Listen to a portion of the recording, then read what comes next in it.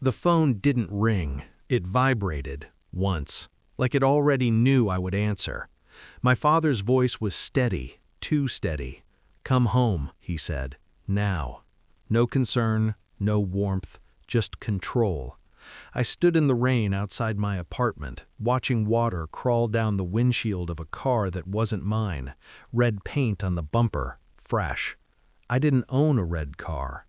Inside the house, the lights were all on, every room, like an interrogation chamber pretending to be a home. My sister wouldn't look at me. My mother's hands were folded. My father didn't sit. He stood. Judge, executioner. That's when he said it. "Why waste 2 lives?" A pause, measured, surgical, "when we can waste yours." And the room went silent, not shocked, decided. They spoke like this was mercy, a hit and run, a pedestrian, no witnesses. My sister had been driving, drunk, panicked. They needed a confession, mine. "She has a future," my mother whispered. "You don't," my father finished. I watched their mouths move, felt something detach inside me.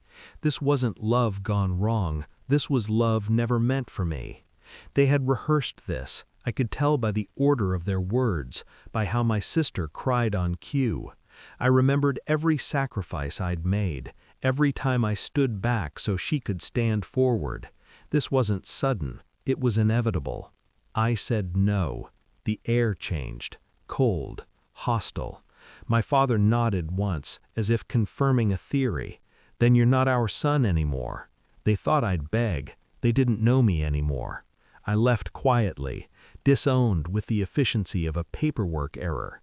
And then I started watching. Hospital records, police timelines, security cameras on streets they forgot existed. I didn't rush. Rushing makes noise. The victim wasn't dead. Coma. That mattered. The car had damage inconsistent with the story. Angle wrong. Speed wrong. And my sister? She'd never been alone that night. Phone records told me that. So did a hotel receipt my mother tried to burn. This wasn't about saving her. It was about hiding something else, something older, something deeper. I kept smiling, kept my distance, let them believe I was gone. The DNA report arrived on a Tuesday, plain envelope, no drama. I already knew what it would say. I just needed proof that didn't blink. I placed it on the table during Sunday dinner, sat where I used to sit, no announcement. My father opened it, read once, then again. His hands shook. I wasn't his son, never had been. The hit-and-run driver, my mother's lover, my sister's real father. Covering for him meant exposing me, the disposable one. I met my mother's eyes. She collapsed. I stayed still.